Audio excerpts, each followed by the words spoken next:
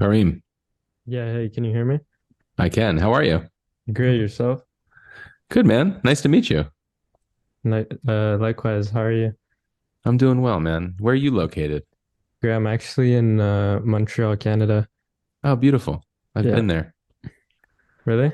Yeah, I was there a long time ago when I was like 14 years old. I'm 41 now, so it's been a while. That's great. Yeah, cool, man. Well, so tell me what is it that made you want to do this call with me?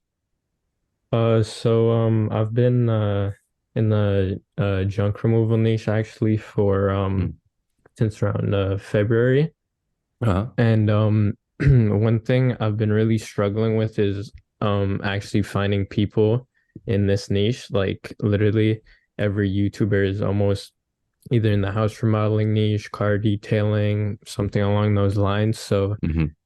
I just feel like I can't find anything that's necessarily helpful when it comes to at least building Facebook ads or anything along the lines of service delivery, Mm. like outreach and stuff like that. I think I have down. It's literally just my confidence in service delivery and actually being able to provide is my main problem. So, I thought I'd give it a shot. I've seen you help some people in the roofing niche Yeah, and I've seen your content. So, cool, man. What made you choose junk removal? it was actually my business partner. When we were sitting down and coming up with an idea, he just he told me about the junk removal niche and what they do, and we just stuck to it. Like it's not necessarily something I interest myself in. Like obviously right now I'm interested in it. I'm trying to learn about it. I'm immersed in it. But I mean it's practical. And it's something people are gonna need every time. What junk removal is like basically 1-800 got junk, right?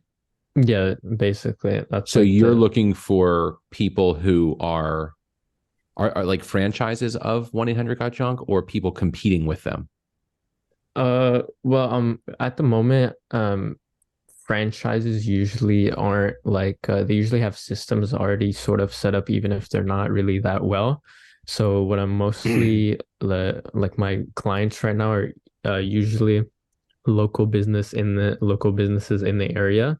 And Uh-huh. I'm obviously open, like once I actually get service delivery down to help them scale in the future and possibly also build those franchises. But for now, it's just people in local areas with just one business.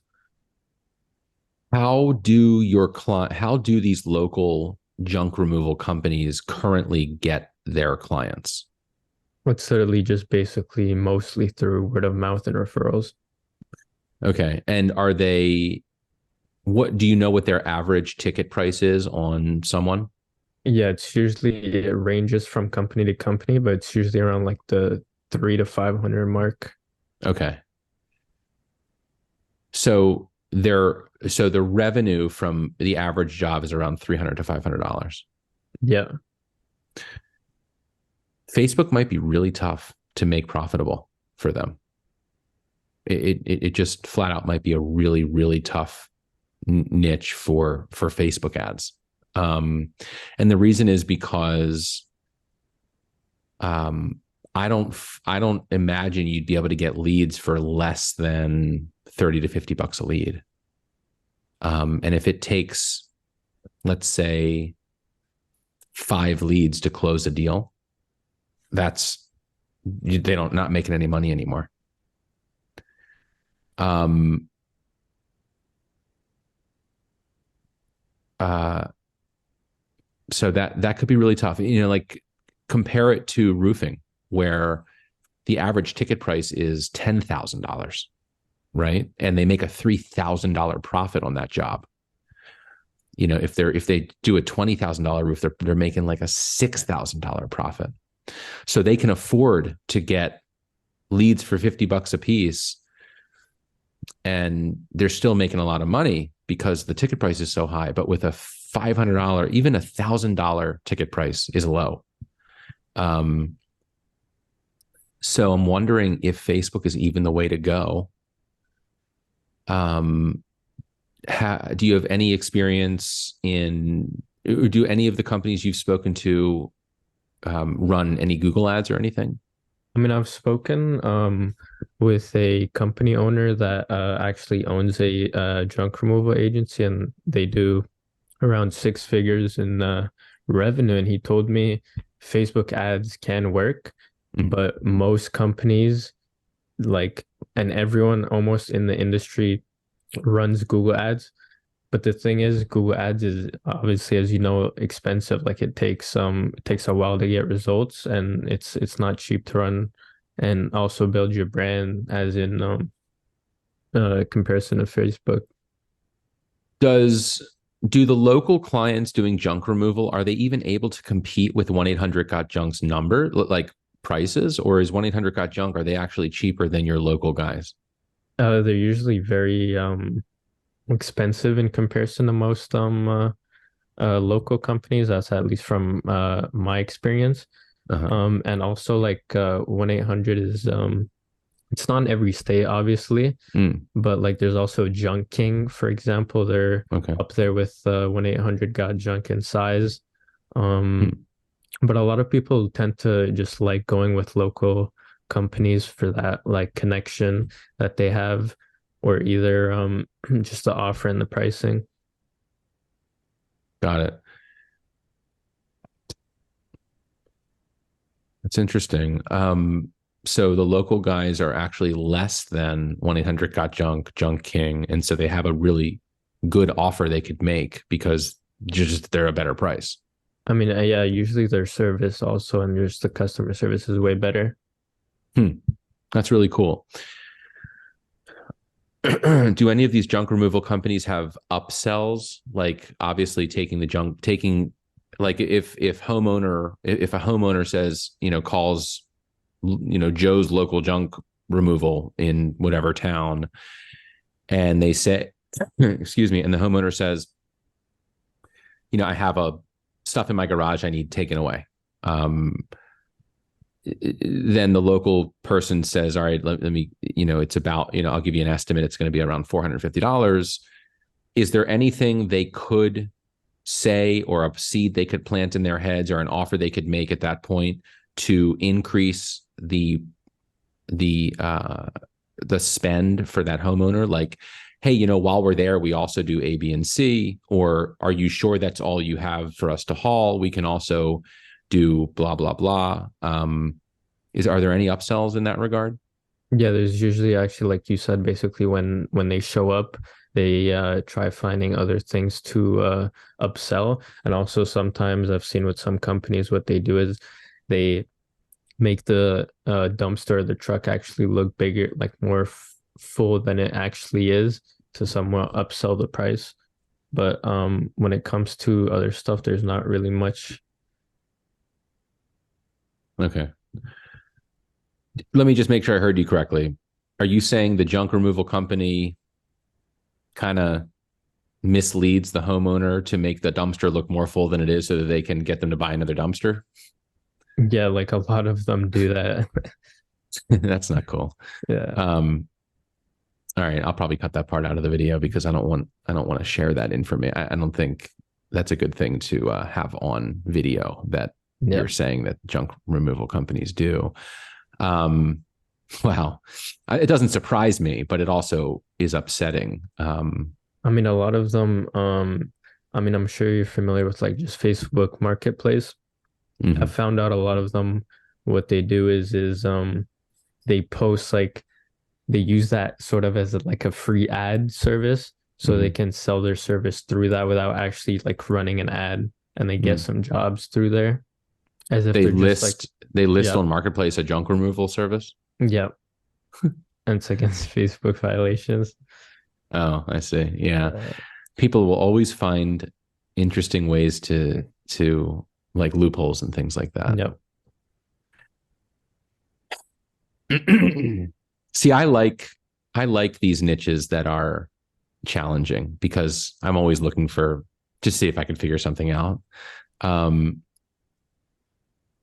have you tried running Facebook ads for junk removal without success, or you're thinking about trying it and you're wondering how best to do it?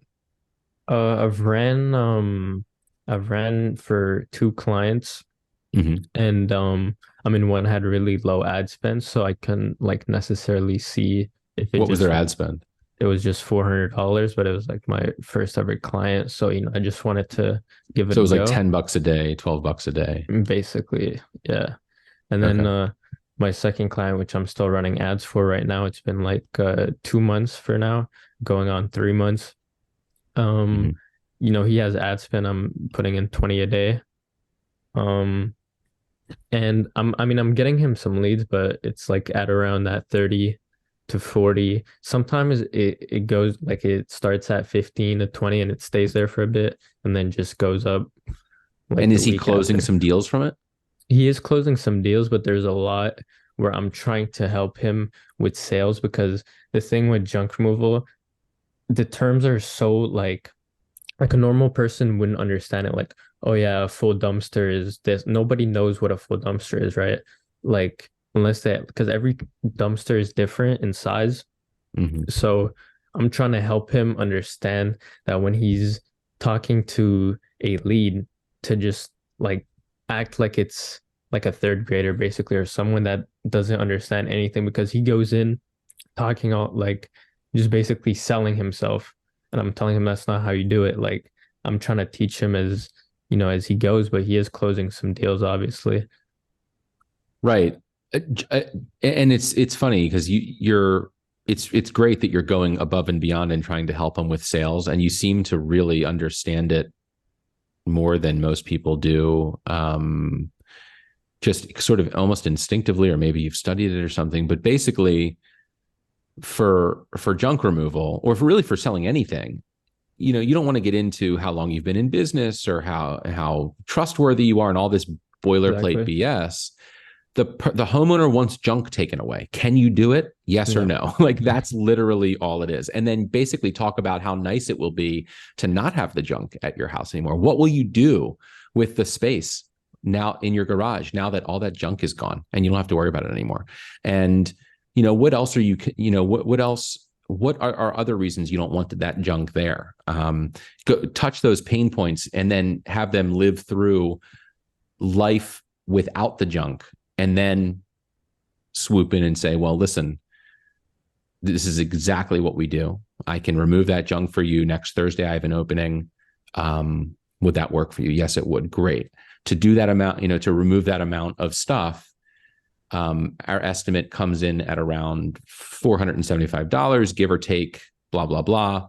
And then obviously while we're there, if there's anything additional that you want us to take away, so long as it fits in the dumpster, it's no extra money, or however that works. I don't know, maybe it is. And if it doesn't fit in the dumpster and we have to do, get haul something else, or if the weight exceeds a certain amount or whatever, then it's not that much more money, and it'll be really nice to have all of that stuff taken away, and you'll feel amazing. Sound good? Great, done, and it's sold.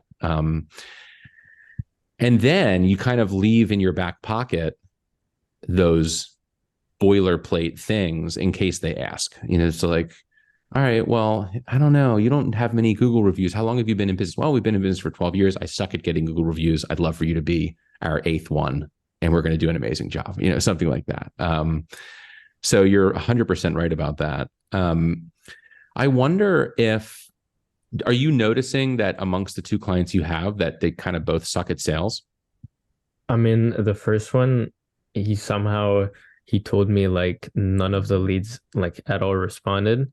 And it was kind of weird to me because I did add like obviously like a couple qualifying questions. So I mean the leads were real. Mm-hmm. Um, but Did then you again, try to contact the leads? I didn't at all because the Okay. thing is I don't try doing it because I mean, what's the point in me closing the leads for them and like doing that part for them when it's not going to help them in the long run? Yeah. Especially, let's say if I do it and somehow it doesn't go well, all the blame's gonna end up on me. So I Yeah. try The only reason I something. asked was because, that Yeah, you would only do it to verify that in fact the leads were not, bad leads. yeah, And by the way, there's nothing you could do to make them good leads. I mean, you're going to get yeah. leads that, and people don't pick up the phone. It's going to happen. Um, so you're saying one guy said none of the leads pick up the phone, basically? Yeah, and then the other, I mean, most of them are usually answering, and I obviously have the automation set up where he gets a notification right away. And he knows like when I'd be talking to him, like he understands he has a lot of stuff to work on when it comes to closing leads and sales. So I'm Hmm. trying to help him as he goes, and he obviously wants to keep running ads and working to get better at sales. I mean, he was even telling me he'll start watching YouTube videos and stuff Yeah. because I mean, I was telling him if he actually gets that down, he'll basically crush the market in his area. I mean, he already has like 95-star reviews, so the Well, foundation is there. um, are you using instant forms on Facebook or are you doing a landing page? Mainly instant forms, yeah. Okay. Um, what are some of the qualifying questions? It's either when like you'd want us to stop by and then what do you need removed? It's either both those combined or just what do you need removed put in a form. And are you asking for their full address? No, I'm just asking for the postal code, number, and their name. Okay. Got it.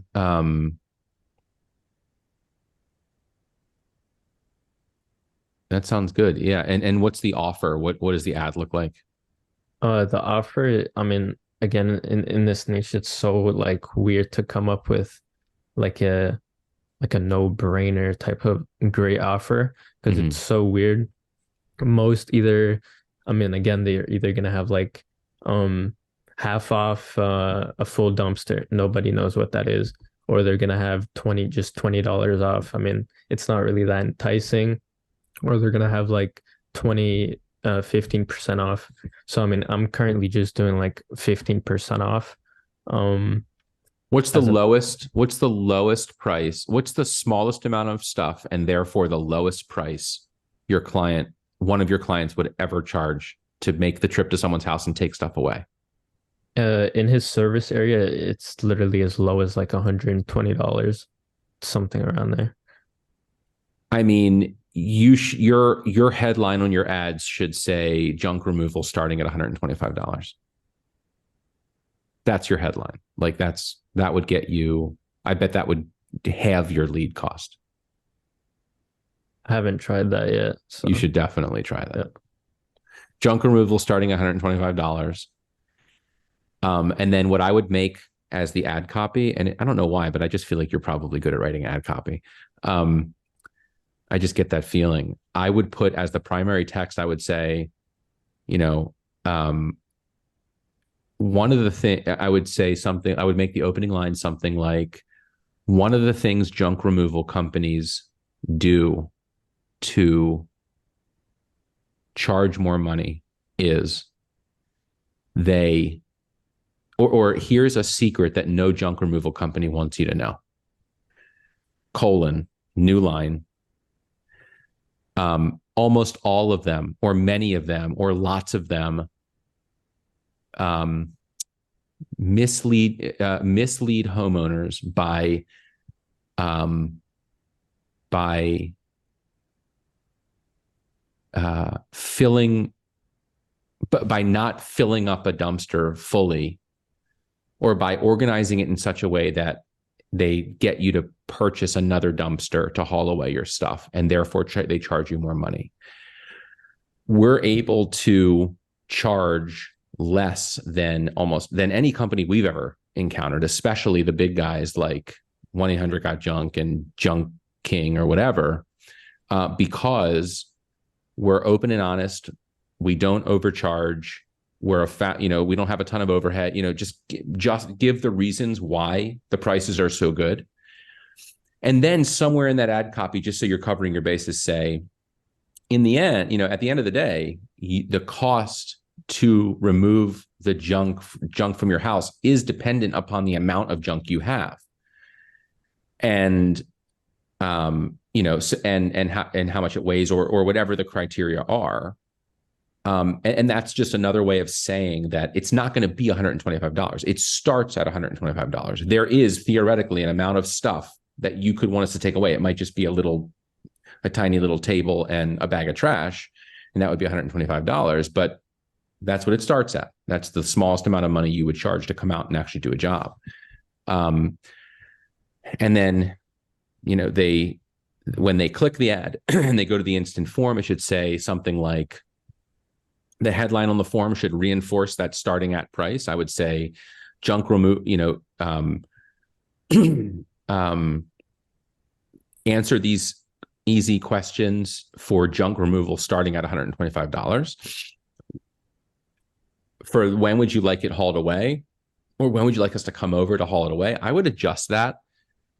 And maybe it already is adjusted to be what I'm going to say, but let me just tell you, just in case, I would adjust that to make it less like they're going to show up on that day, and more like, when might be a good time for us to haul the trash away. And then the answers could be something like, I prefer, first of all, let me ask you this. Does someone have to be home when they get the junk? Most of the time, or obviously they can just leave it outside and then have someone. Most of them take cash as well, so most like at least paying in cash when it comes to junk removal. So, and it probably helps to have someone there in case they want to upsell them or get paid on the spot, and how are you going to collect payment if no one's there? So, so the answers could be, I am home in the evenings and would like to get the junk removed then, or I am home in the mornings and would like it then, or I'm home in the afternoons and would like it then, or I'm home on the weekends and would like it done then. Like, those are your options. So it's just kind of like you're catering to their schedule, but they're not committing to a day, because committing to a day is a lot to commit to on a quick form. Because they're thinking, well, I don't know about this Thursday or next. I got to talk to my wife, blah, blah, blah. The form is open now. I need an answer now. I'm not going to call my wife or call my husband, figure that out, and then enter it. I don't want to commit to anything. I just want them to know that, generally speaking, evenings during the week work, or mornings during the weekend work, or something like that, so that the company can know that. That's a good way to make that question. And then you might say something like, for the postal code thing, you might say, we love extending additional discounts to people if they're in a zip code that we are working on that we're working on other houses in during that day. What's your, so like, that's the justification for giving the zip code. So like, what's your zip code? And then they'll put the zip code in, and they'll hope, oh, I might even get an even better deal if, they're in my zip code that day, or if we can schedule it that way. And then, what's your name and what's your email? We'll send you, we can send you, like, what's your email, what's your phone number, so that we can schedule, so we can talk to you on the phone and figure out the best time to actually come over, and like put that language in there if you can. I know on instant forms you can. It's just, what's your email? But that's another reason why landing pages are so cool, because you have more control over the form. But do what you can on Facebook, even if you have to make them custom questions. I would do that and see how that works. And then for the thank you screen, that's your opportunity to increase the likelihood that the lead does pick up the phone when your contractor calls them. So it's like, what can you say on the thank you screen that will make it so that when the person calls, they're likely to pick up? I don't know. You'd have to give that some thought, but it could, what's the incentive for them to pick up the phone when they call, or how will they, maybe it should say something like, thank you so much. We're going to be calling you from 410-241-8422. As soon as we possibly can. As long as they read that number, they don't have to remember it to recognize it a little bit when it finally comes through, and then they'll answer it. So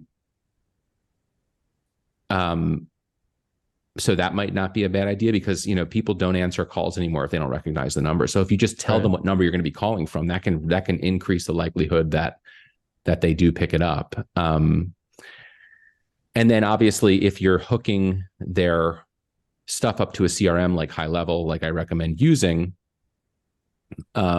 you can, once you get A2P certified, you can generate a text message to the lead immediately from the phone number that the junk removal owner calls from if you have them use the CRM to make the phone calls, which is really huge.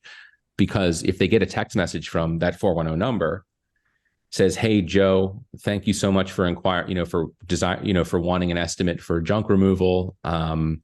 This is a text message to them. I'll be calling you as soon as I possibly can. It might be in the next 5 minutes if it's during normal business hours, or if I get off the call that I'm on, or whatever it says."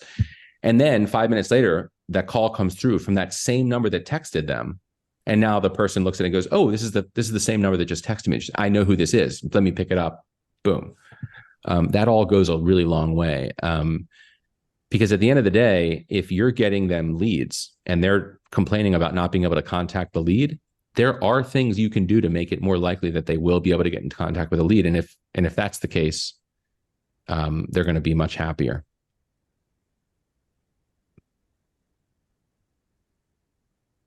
Is that helpful at all, or is that stuff you already knew? Yeah, no, it's definitely helpful. I mean, for now, what I've been doing is just having them like fully reach out. Like, the guy's been telling me he's been able to reach out in the first 5 minutes at least most of the times. So, but I'll definitely try integrating the high level CRM and with the immediate text. I haven't tried that out yet I to would help them definitely out. do that. It's not hard to do. The hardest part is the A2P certification, like registration to get certified, Yep. or to get approved. But I have a whole YouTube video and with a whole snapshot for A2P to getting certified, and it makes it like you don't have to think. Like the whole thing is explained on my YouTube channel, so check that out. So I would definitely do that. But there are other things you can do to kind of bolster your offering to junk removal companies. And that is, you can, because it's not going to be easy getting them leads at a price that makes it profitable for them, and therefore to have them want to keep going.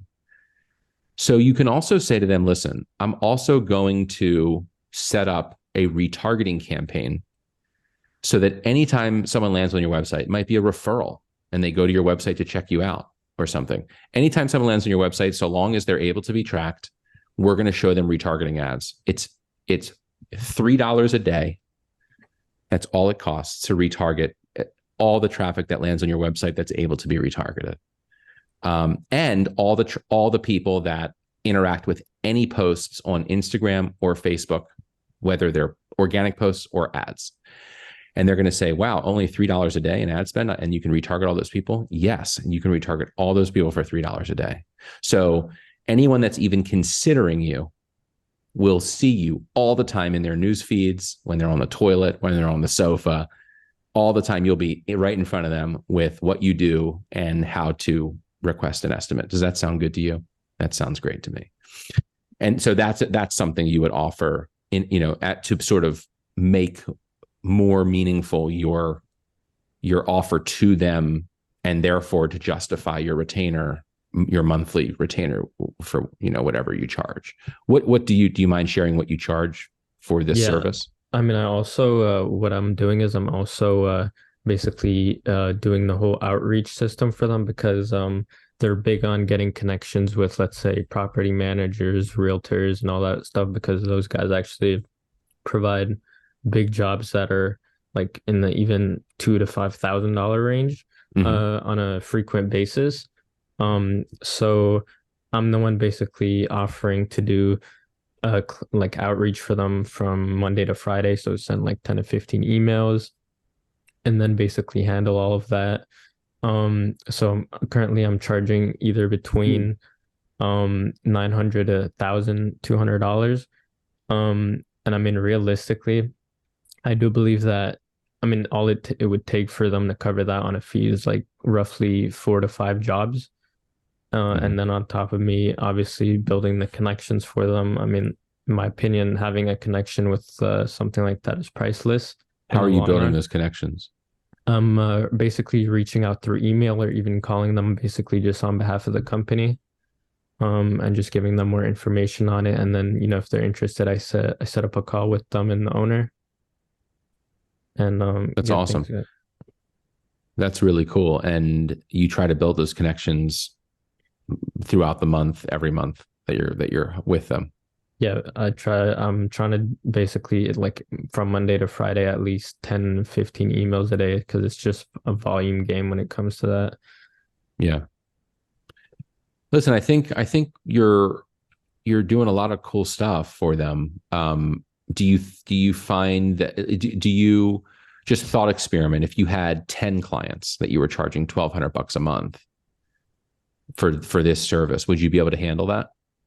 Yeah, most definitely. Because I mean, I have a business partner as well, so we would definitely be able to take it on.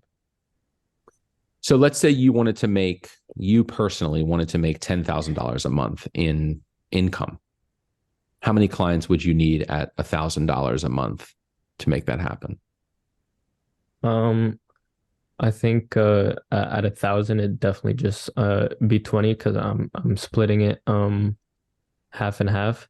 So it obviously, I mean, our costs aren't that much. Obviously, at the start, it was a lot. We had to invest in a certain things, obviously, and then getting the LLC for the company and all that stuff. But in the Mm-hmm. long run, it's not really the costs aren't there. I mean, Right, because that's they're paying for the ad spend, and it's just your sweat equity. yeah, I mean that's the thing with the agencies that margins are there. So So, just number one is making $10,000 a month. Would that be an amazing accomplishment for you at this point? I mean 100%. But I'd love to obviously go above and beyond that.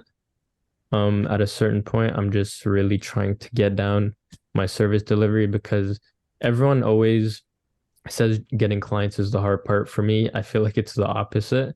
Nobody really talks about service delivery, and I feel like that's really the hard part in the niche I'm in. So, like getting clients and getting calls for me is not necessarily hard. I'm just not confident that I'll be able to provide results for them, and I obviously want to provide results for them. I don't want to just spend their money because most of them have been burned by Angie's leads, as in, I mean, I'm sure every other niche Yeah, has Angie's leads ripped them off and stuff. So yeah, that's definitely true. I am completely in agreement with you, and that's really the reason I started my YouTube channel. Was I found that there were lots of courses on how to get clients and how to get up your calendar booked with a bunch of sales calls. But then it was like, but then what? Like you get a bunch of clients, you do shitty work for them because you don't know how to deliver anything and how to provide a service that actually is good. And then to make it even crazier, it's like it's way harder to sell your services if you aren't confident that you can get good results. It changes your whole mood when you're on the sales call. The tone of your voice isn't right because you know you're full of shit, and it sucks. So get this delivery right and then the sales. It's like backwards because, but I think the reason it's backwards is because the gurus and the influencers and all these jokers on YouTube are have found that it's way easier to sell their course to people with the offer that I'm going to book your calendar full of stuff and that's how you, and you're going to get tons of clients yeah, and make $1 million. Well, it's like, but it's missing. It's like telling a person off the street that you're going to get them 10 patients a day to do open heart surgery on. And then they're like, well, great. That's a very lucrative surgery, but like, I don't know how to fucking do that. And I'm going to kill someone, and it's like, that's the same. So I was like, first learn how to do open heart surgery and then the clients will come. So you're so right about that. So we have some challenges we have to figure this out together. So the junk removal stuff, I would love to see and hear from you again about what you come up with and how it works. And, but I will tell you, it's going to be tough because the price point is low. And so you're going to have to, and you already thought about this, so you're going to have to bolster your delivery, like what you're going to have to bolster your deliverables to the client with other value than simply lead generation, I think. yeah, Simply Facebook lead generation. Like with roofing, or decking or interior modeling. You can just get these guys leads, they call them and make a lot of money. It's very simple. For you, it might be a more rounded out offering where you're kind of like, with you, they get bolted onto their business, this whole sales and marketing system where you're setting up Facebook ads, but that's only one piece of the puzzle. You're setting up retargeting, that's just another piece of the puzzle.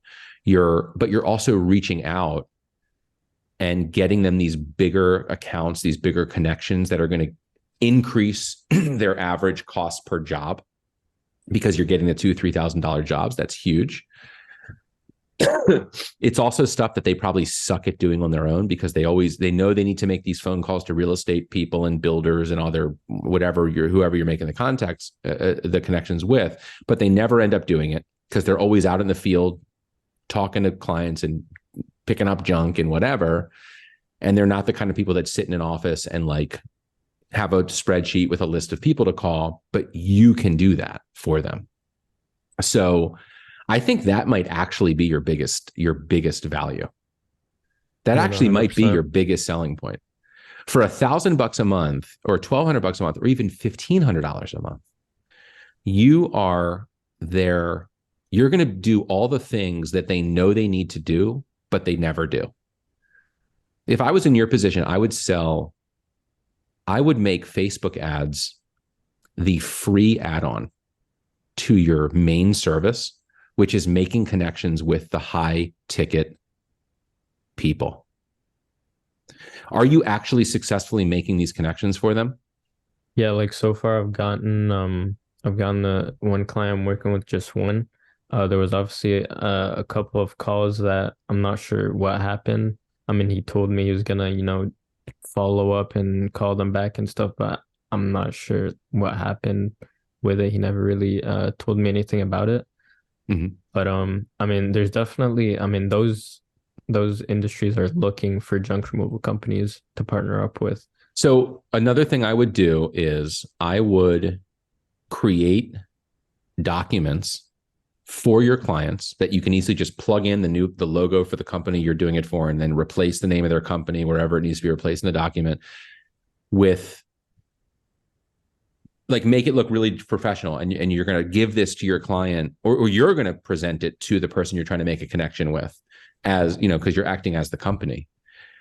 Come up with these pieces of collateral that are going to help them close this deal and make this connection, this successful connection. And make it worthwhile for the whatever contractor is going to need this junk removal. Better prices than the people they're using. All this. Better service, better whatever. I think that's if you can make 3 to 5 connections like that per month for your clients, you're worth $5,000 a month. Literally. I mean, at the end of the day, your junk removal guys, it takes them just as much time to go pick up $500 worth of stuff as it does to pick up $5,000 worth of stuff, basically.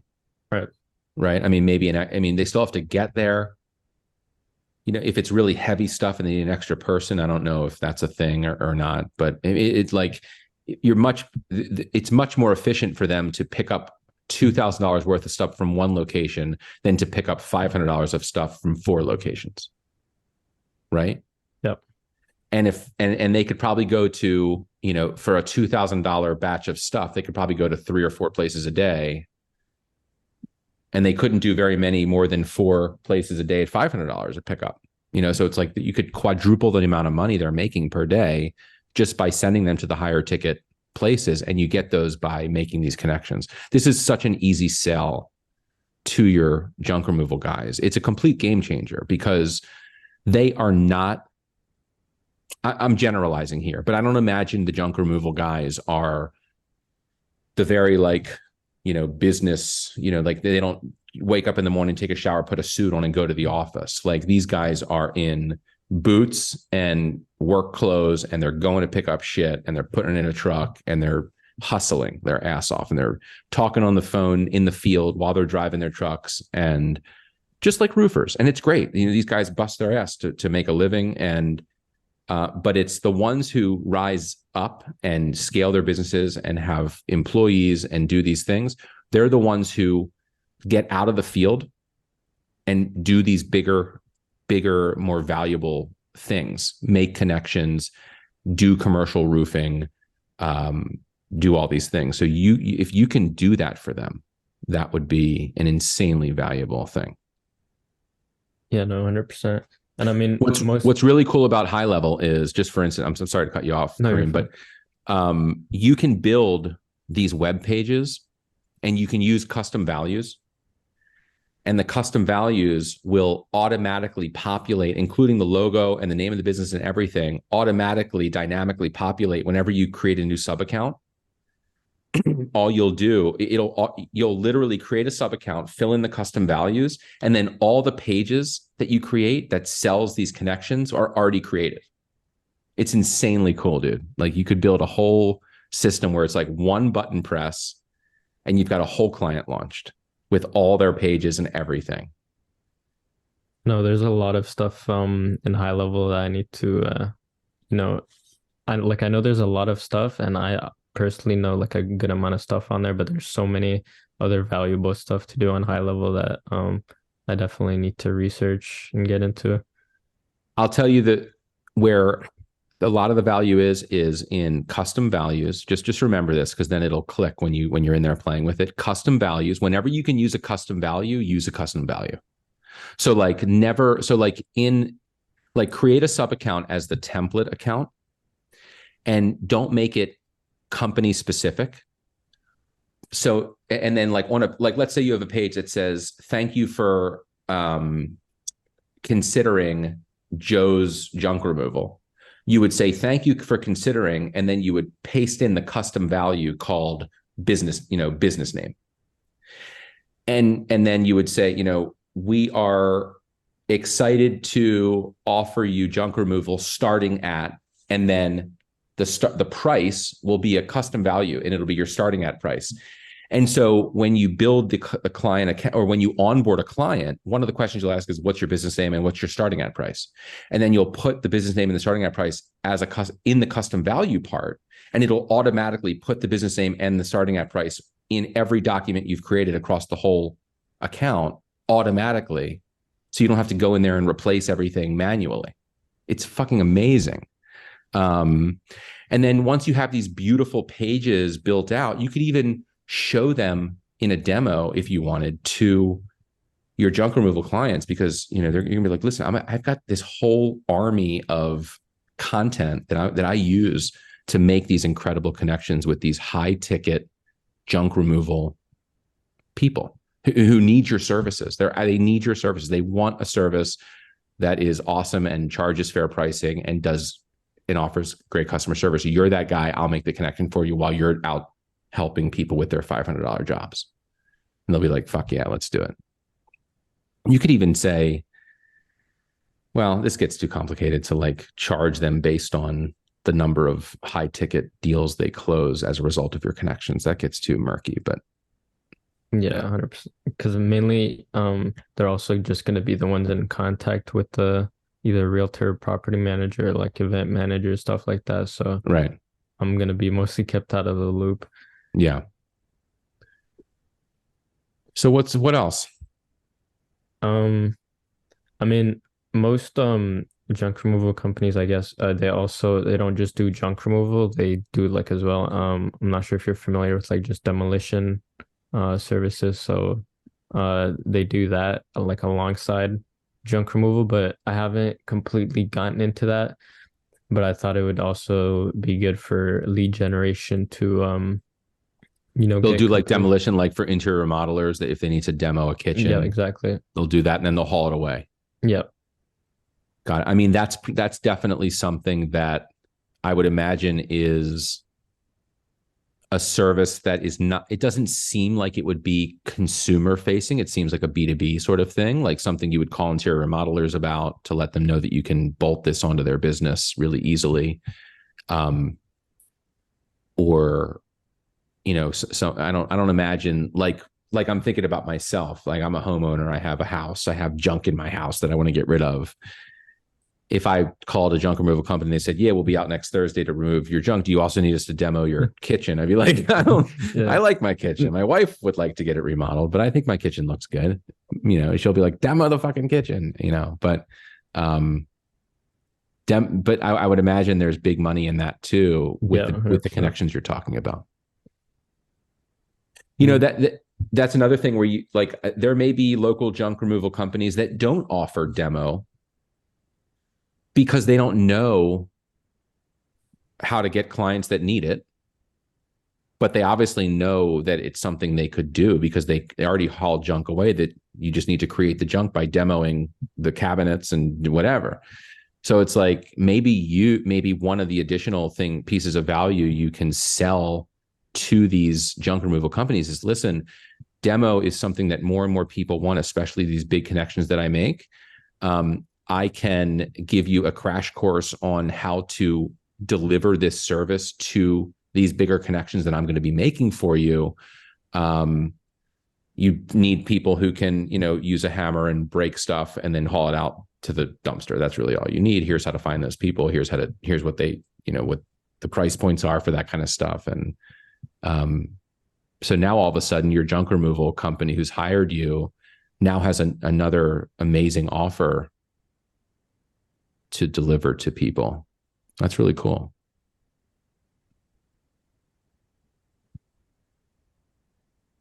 What else? I mean, I guess also something I could add is that when they do, let's say, like remove some, I don't know, some couches or some various materials from like a house, what they do is I found out they scrap those items away to make like a bit of extra money on top of it, or they just sell the items. So I'm not sure exactly because I haven't gotten too into it, but like I've had some calls with some businesses that make like just $20,000 a year alone off of just like recycling and scrapping materials from stuff they haul away and stuff. That's interesting. Yeah. I don't know how you would help them with that. Yeah, I'm not too entirely sure. But I mean, because I'm not sure if they include it in the pricing when they basically do a job. Because I mean, let's say like the job they do is like $500. I'm not too sure how much they'd get extra. Like, let's say if they scrap some or sell some of those items, like I'm sure there's an extra profit there. That's something I probably need to look more into. Yeah, I'm not sure either.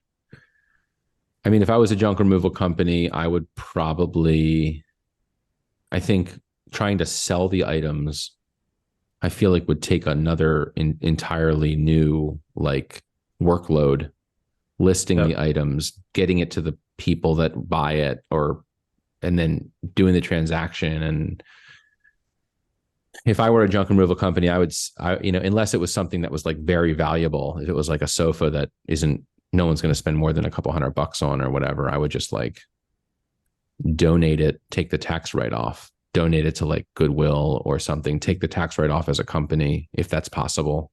And I would use that in some of my marketing. I would say, listen, if there's anything you want to get rid of that you think other people can use, don't worry. We donate things that people can use. That's another value proposition. I don't know if there are any rules against that or not, but I would use it as like something to build trust by saying like we're a company that values making use of things that are still of value to people. And the best way to do that is to donate it to people in the community that can make use of it. One person's junk is another person's treasure kind of thing. Yeah. Had a lot of leads actually, like that's like their deal breaker. If their stuff that they get hauled away is still going to be useful or not. So that would be a really good question to ask as the qualifying question on your instant form. It would be, I think the best question to ask, maybe even the first question to ask, would be, Um, is it important to you that um, is it important to you that the things we haul away, if useful to others, are donated? Yes or no? And if they say no, I wonder if you might, this might be too provocative, but you could even disqualify them. You're like, oh, sorry, we're not the right company for you. But if they say yes, it could say, perfect. We try to donate anything of value to the community that you want hauled away. And then as another note, you could even say, but if there are things that you want thrown away for whatever particular reason, you don't want it donated. We understand that as well. If it's private things or pictures of, an old picture or something, who knows? But that would be a really interesting thing. You would probably appeal to a lot of people who, because I can't imagine anyone would want, one of the downsides to junk removal is, like, I would imagine, actually, I know this for sure. There are things that I've had 1-800-JUNK come out a couple of times. And one of the things is, well, shouldn't we just donate this stuff? Like, it's not junk. It's stuff that is junk to us. We don't want it anymore. But like, the thought of this being thrown away when a kid could be using it really sucks. But I also don't feel like packing up my truck and driving to Goodwill and unloading it and doing it myself. So wouldn't it be cool if I didn't have to think about it? If the company that hauled it away took it upon themselves to donate what they could, and so I could feel good about what I'm doing as a homeowner, getting this stuff hauled away. That, I think, if you can encapsulate that feeling, that energy, into your marketing, in some way, in one way or another, maybe in the instant form, or something like that, I think that would be an insanely amazing way to differentiate your clients from their competitors. 100%. I think that's probably a pain point and a concern that homeowners, once they hear it spelled out in marketing in one way or another, would be like, hell yeah, this is definitely the company I'm going to use. That's even something I would put on the homepage of their website if you could. That's really cool.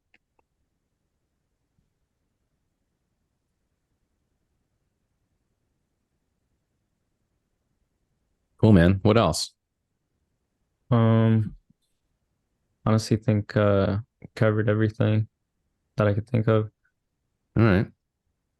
I really want to hear from you again. I'm sorry, by the way, that I missed the Oh meeting no, before. It's been a crazy few weeks, but especially, it was just nuts. But anyway, this is really cool. I'd love to hear from you again, to hear about how things are going, and shoot me an email or 100%. whatever, and we'll stay in touch. Perfect. I appreciate you taking time out of your day to get on this call. I had a good time, man. I feel like I rambled a lot, but No, I got excited. I mean, this stuff really gets me going. I feel like all pumped up right now. Like, I want to start a whole junk removal company and donate stuff. Cool, dude. All right, Karim. Well, it was great to meet you, man. You too. Good luck with everything. Thank you. If you ever have any questions, even about little things that you think are silly, I don't care. Shoot me an email, and we'll get back at it. Thank you. I appreciate that a lot. Me too, man. All right, man. See ya. Bye. Bye bye.